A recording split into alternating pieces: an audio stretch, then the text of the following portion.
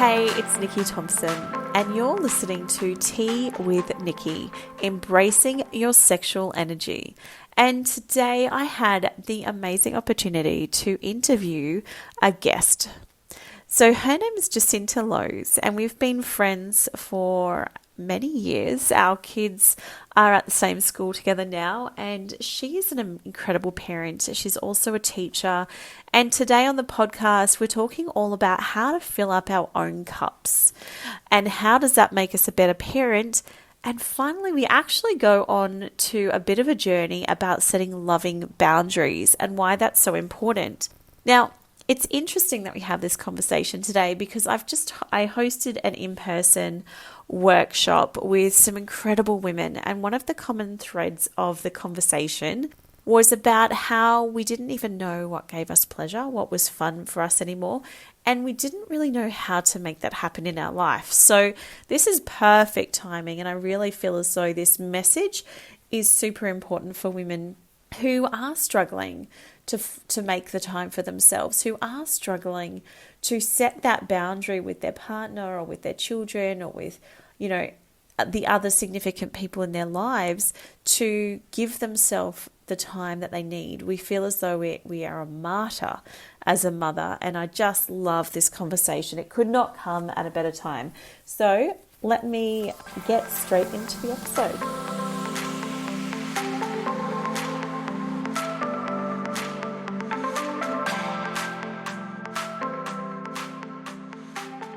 Good morning, Jacinta. Thank you so much for jumping on for a little chat today. I'm really excited to finally get to have this interview. Yeah, thank you, Nikki. I'm happy to be here, and sorry it's taken us a little while. It's with a number of children between us and work and life, it's taken us quite a few weeks. I think I had to reschedule a couple of times. You've rescheduled a couple of times. We had teeth issues and now...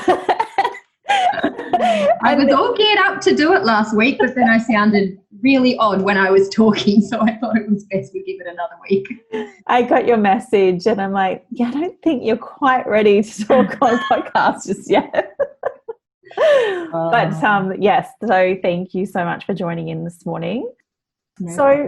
As you know, on this podcast, we talk about sexual energy, which is really just our creative energy. And we're talking about how does this as a woman help us by embracing that sexual energy? How does that help us to be a better person, a better partner, a better mother, a better friend, a better everything in our life? And so today what I really, really wanted to talk to you about was how do we fill our own cup up to be a better parent? Because that's where our connection's been. So we met a really long time ago when I was doing family daycare and I was looking after your daughter, and that's how we kind of met initially, and now your daughter is at school with my kids. And I know, crazy how life works out like that sometimes. It is. I think we kind of moved to the same suburb at a pretty close time together as well. I remember seeing that you'd moved out here when we were just eyeing off land, and I was like, oh, exciting, tell me, are you loving it out there? I was really excited to see. Very cool. So we've kind of always had that connection, and our kids are now at the same school, which is great, and love the school. So I would love to know, for you, what does it look like day to day to fill your own cup? What does that look like? Look, it's definitely something that I can't claim to be the expert on, but something I was really keen to chat about because it's something that I'm definitely working on and something that I've really realised needs to be a priority. I think that it can look different every day. Sometimes it might be that I make the time to go to gym and move my body and exercise. Another day it might just be that I go and have coffee with a friend, or I go for a walk, or sometimes it's as simple as actually sitting down and having my cup of tea in the morning rather than letting it go cold while I make the kids' lunch boxes. So I don't have like a set ritual, I guess, that I do every day, which is something that I would really like to set up and start making that happen. But I do try and set an intention each morning of like, what am I going to do today for me? Because, when you don't and you just get caught up in it's so easy to do in mum life and work and getting through the to-do list of all the things that you need to do, and you don't really make the time to do anything for yourself. I think you can so easily become really overwhelmed, really stressed, and quite resentful. That's what I found, that, you know, you do become quite resentful if you don't take any time for yourself or do anything for yourself, and you just feel like you're kind of running on empty, meeting everybody else's needs and not taking care of your own needs. Yes, So, the resentful part I'm really resonating with, because I remember just always feeling as though I'm doing everything for everyone. Everyone should be thanking me. Everyone should, like, I was kind of waiting for them to fill my cup by thanking me for what I was doing. But it doesn't happen.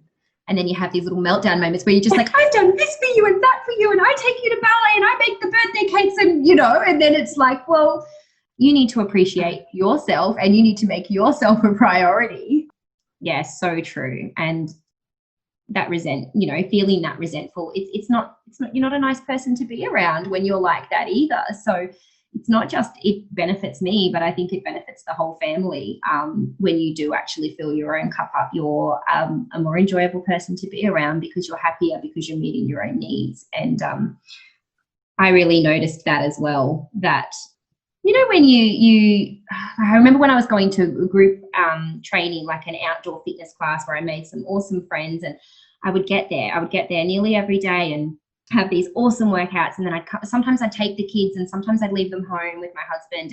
And then I'd get home, and, you know, you've got all those beautiful endorphins running through your system and you feel amazing. And then I'd be in the kitchen and I'd be making jokes and I'd be dancing, and you can see in the kids' faces how much they delight in that when you are happy. It's like you're not just this cranky, snappy, stressed out, you know, person that's just kind of going through the motions of doing all of the jobs that you need to do. It's like my kids, their face lights up when I'm like that. So it really, what's that saying, you know, when mama ain't happy, ain't nobody happy. Yeah. It's very true.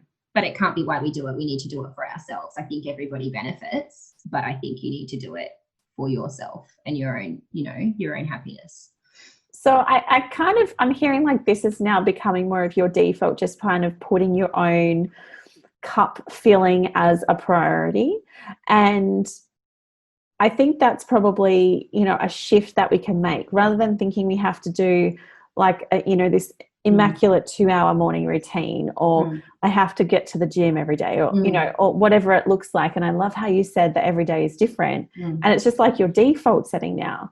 And I know, and I'm really assuming that this was not always your default. No. So I would love to know, was there like a point that you're like, fuck, I need to change something? Like, was there something that kind of happened, or? Oh, look, it's still a work in progress for sure. And there are still times where life gets busy, and for a few weeks that, you know, I neglect myself and I go back into that mode. I think it's really hard too, because it's really quite a deeply rooted belief system that, you know, like this outdated notion that mums have to be martyrs and, you know, like we have to just keep pushing through. And that's what a good mum does, is a good mum sacrifices themselves to just keep giving to their children and give their children everything that they need and give their husband everything that he needs. It's like this completely outdated philosophy. But, you know, for 8 years, I feel like deep down, I have kind of felt like, no, this is what a good mum does, Jacinta. This is what you need to do. You put other people's needs before your own. You're a mum now. And even though we all kind of say, oh, you know, we know that you're supposed to fill your cup before you can fill anyone else's, and put the oxygen mask on before you can put anyone else's on. We know that and we say that. But I think deep down, a lot of us still have that belief system that we probably grew up, you know, building that belief system. So it can take a really long time to kind of challenge that and go, no, you know, I matter too, and it's actually okay for me to meet my own needs.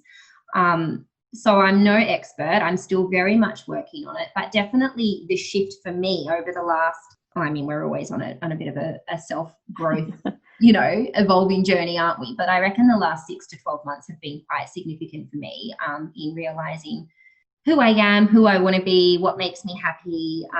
And, you know, when the old way of doing things weren't really working for me anymore, and I was just so deep in a rut of kind of almost self-pity and, life is so hard and I don't get any sleep and these kids are just draining me, and that I just went, it doesn't matter what it is, but I need to make space for myself each day. I had a bit of a moment too, because I have a daughter and I'm raising a daughter, and she's by nature a very empathetic person and a very nurturing person, and she takes care of others and she gives and gives, and I could see that she could so easily become that person that just gives to everybody else and puts herself last, and I don't want that for her. So I think it's also really important that we role model that to our children, that you also matter and that you need to have, some self-love in place as well as, not just loving everybody else and putting yourself last. So I guess that was a bit of an aha moment for me as well. Yeah, it's funny. I think for me, a lot has shifted, especially when I had my daughter. Having two boys first and then having a little girl really made me look at how I treat myself, because I was looking at, I was exhausted and I was putting myself last, and I was saying yes to everyone that needed stuff from me and really struggling to say no. And I just wanted everyone to be happy. And I realized, hang on, I don't want this for her. And if I don't want this for her, I need to show her that this isn't how it has to be as a mother. So I love that you're noticing that and embracing that for her. And at the same time, it's benefiting you and the family unit. Like I always see that the mum is kind of like the energetic hub of the family. And so when you're feeling amazing, that kind of radiates out, doesn't it? Yeah, it does. But, not even just our daughters, I think our boys as well. Like I think human beings in general need to go, I need to look after myself as well. And when we don't fill up our own cups and we don't do it, my husband is equally, he works so hard and everything that he does for his family. And in the last 12 months, same thing. I've had to say, what do you want to do? You tell me. Like, do you want to have a day every now and then where you go play golf with the guys, or you go for lunch, or because I can see the same thing, that if he's not doing anything to fill his own bucket, then the resentment grows and we get more stressed and more high strung. And then again, like it's just not a healthy, happy place to be. So yeah, I totally agree with you. Like we've got to role model that for our children and teach our children. And I think when you start slipping back into giving, and not doing anything for yourself, then sometimes that's the reminder that you need, that I'm role modeling to my children here and I want them to love themselves and always prioritize themselves. Yeah. And how, by really filling up your cup and kind of giving yourself that space and that time, how does that help you be a better parent? Like, how does that, I know you were talking about you have a bit more, you've got energy and you're a bit happier, but does it shift in any other ways as like in your parenting and what you do? I think it's just not to get too deep on us here, but it's the general message that you're giving to yourself is that, hey, you matter too, and everyone knows that sort of that self-love and self-acceptance and self-approval is so important to your, your happiness and your self-worth. So by making yourself a priority and doing things for yourself, you are going to be a better person, and you're going to be a happier person. Yeah. And like I said, it might not be anything major. I'm the sort of person, or have always been the sort of person that like drags myself out of bed in the morning. Mornings, it's not my strength. I'm not one of these like hop out of morning and then, get out of bed and I'm so positive and straight into the day. It's kind of like it takes me half an hour just to sort of open my eyes, and then I drag myself out of bed, and then I've got to have my coffee before I can really speak to anyone. And that's just me. And I remember saying to one of my girlfriends, she always looked so beautiful at school drop-off. Like she'd have not that you have to wear makeup, of course, but she'd have the face, that her face is done, her hair is done. She's always got gorgeous outfits on. And I'm like, how do you do that? Like, how do you do that? Plus feed two kids, do the lunch boxes, get to school and look amazing already. And she said, because I said I'm always like drag myself down. I've still got my pajamas on. By the time I make everyone's lunch boxes, braid hair, get their uniforms on, all that sort of thing, I've got like 5 minutes to quickly kind of try and make myself half decent and brush my teeth. And she was like, I do me first. Yeah. She said, I used to be exactly like you. She's like, but now I get up before the kids rather than waiting for the kids to wake me up and be like, oh, it's, she's like, I get up before the kids. I go straight to the bathroom and I do me first. She's like, because everything else has to be done. You've got to make their lunch boxes because you have to. You're going to feed them because you have to. She's like, so you might as well do you first. And I was just like, wow, that's so funny, because I just have always been the person who's still in her pajamas, sorting everybody else out. And then just that small change, and then you feel good. Yeah. Oh, I love that. I love that message. I've always, probably for the last year, I've been parenting a single parent now for a couple of years, and it takes a bit of a shift. And so for me, it was like, okay, I have my time to myself in the morning, and then I make my own breakfast and I go outside and I eat it and I have my hot chocolate. And the kids know that, like, that's like a boundary I've set up. Yeah. And they know that. And my youngest is 4, and she can make some food herself if she's dying of starvation, which is unlikely.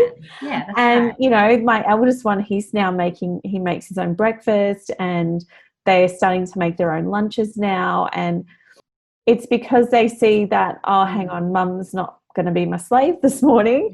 And it's that mentality, like you were saying before. It's like, they know that I matter too. Yeah. Like, I'm hungry too. I need space in the morning too, just like they do. Most of the time they like to just wake up a bit slowly. Two of the 3 like to wake up slowly. One just like, we always get one early bird. Yeah, boing. Oh wait, I'm ready. Let's go. But the 2 that kind of slower, like, they like to just watch some TV and they chill, and they know that if they want a cooked breakfast, like if they want eggs and stuff like that, they're going to have to wait till I'm ready.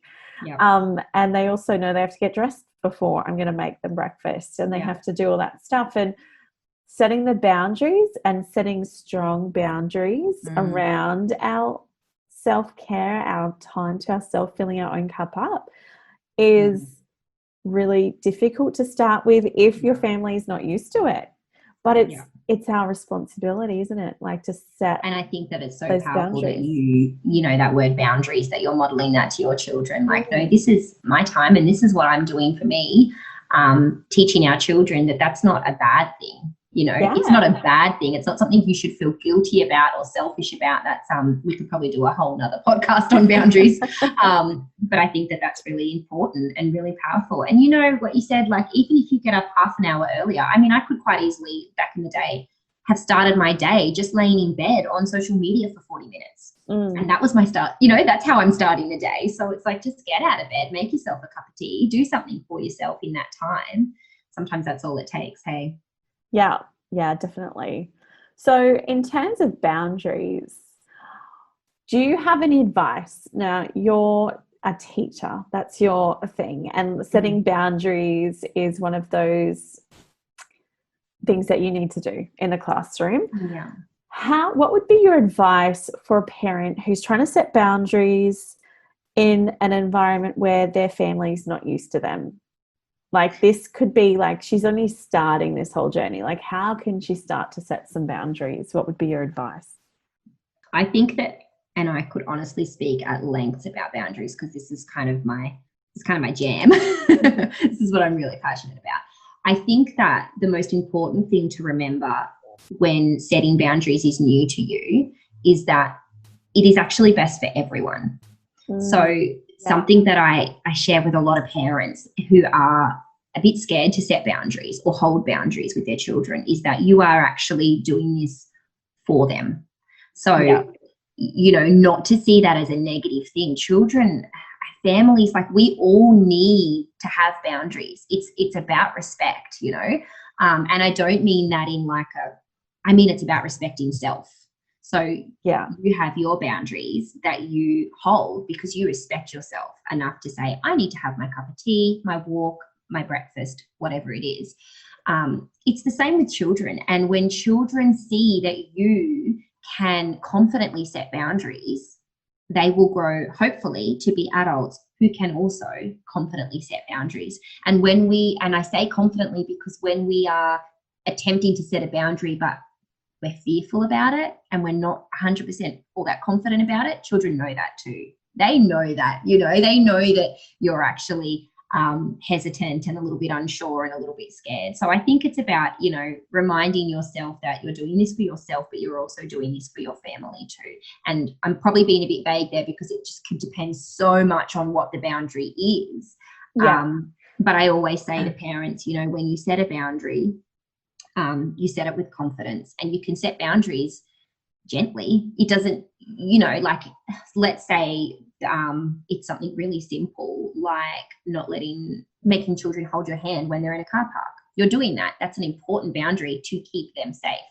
And it doesn't need, you don't need to yell about it. You don't need to be forceful about it, but you can say, this is the boundary. This is a non-negotiable. We are not flexible on this because it is my job to keep you safe. You are holding my hand in the car park. And yeah, like I said, we could talk at length about boundaries and boundaries within families. But I think if it's something that you're just starting out, whether it's setting boundaries for your children or setting boundaries for yourself, I think the most important thing is that you are confident in your boundaries. You're not unsure, you're not hesitant, you're not a little bit scared about what the response or the reaction is going to be. You're just saying, this is what's happening. This is what I'm doing for myself, or this is what you need to do. And yeah, you can still set boundaries gently and with love, but yeah, remembering why you're doing it in the first place. I think that's really important. Like when you're saying set them with confidence, I think that's one of the struggles for mums, especially when they are feeling exhausted. They're feeling like everything is on top of them. They don't even know what does give them pleasure and joy. And I just did an entire workshop on this yesterday. It was incredible. But the biggest thread, the most common thread there was they didn't even know what gave them joy. So in order to set a confident boundary is like, how do we even know what that looks like? And that's where we start to give ourselves space to understand, okay, this is what I want. Having the conversation with your partner, your husband, and the kids, what this is what, mummy's exhausted. Especially as your children start to get a little bit older and a little bit more independent, it can be difficult, I think, probably in the first 2 years.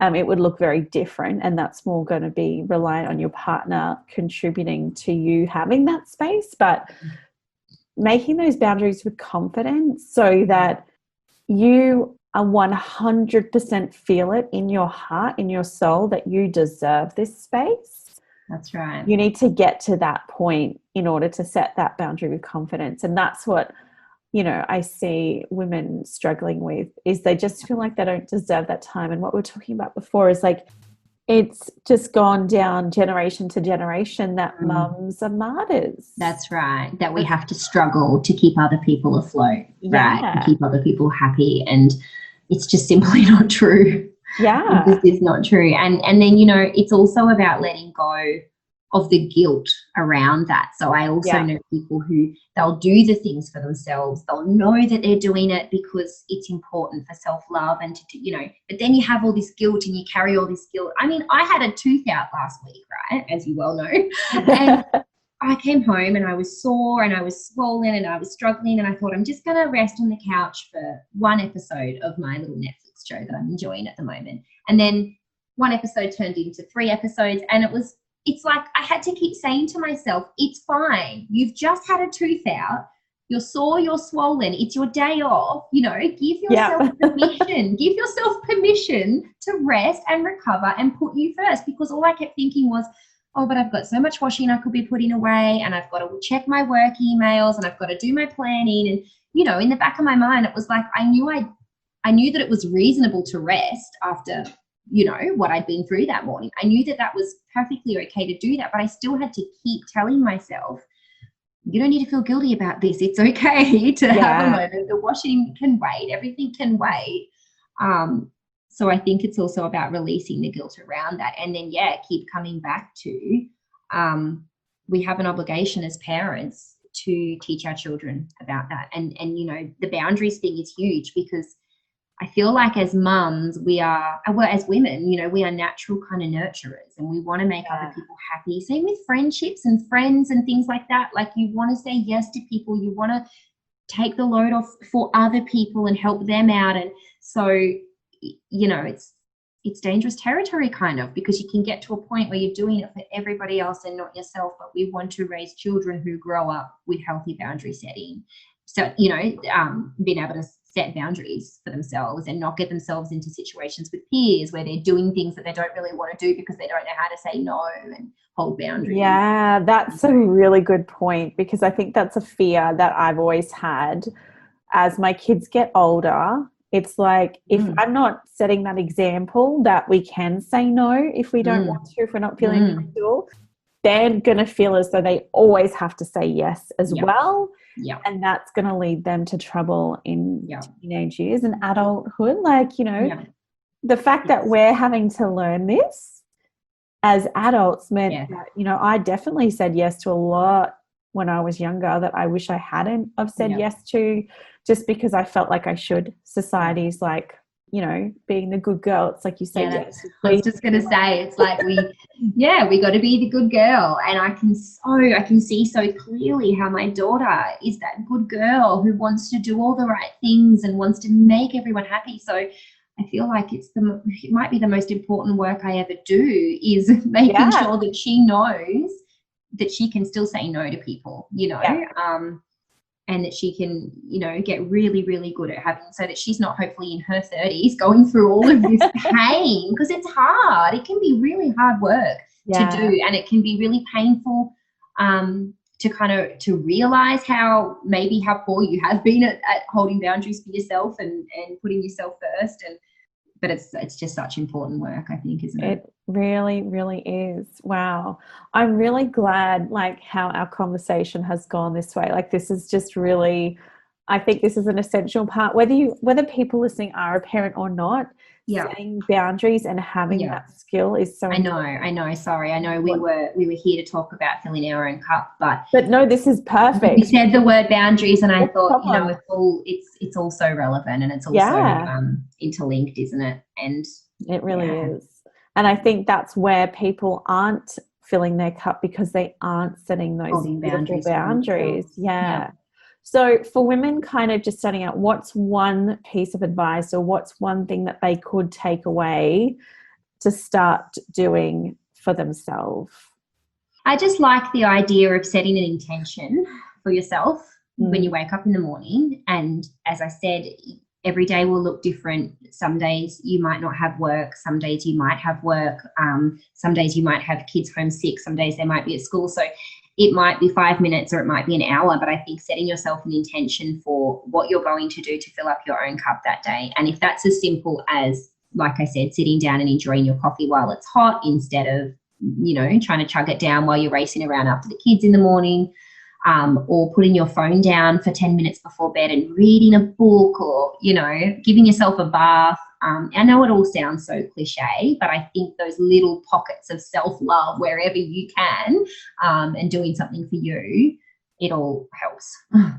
I love it.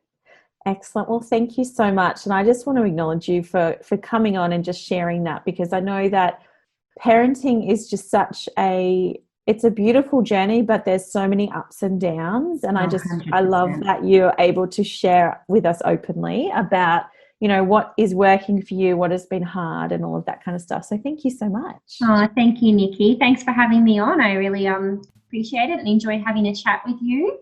And I'm sure we'll talk again soon. That would be great. All right. Thank you so much. Thanks, Nikki. Bye.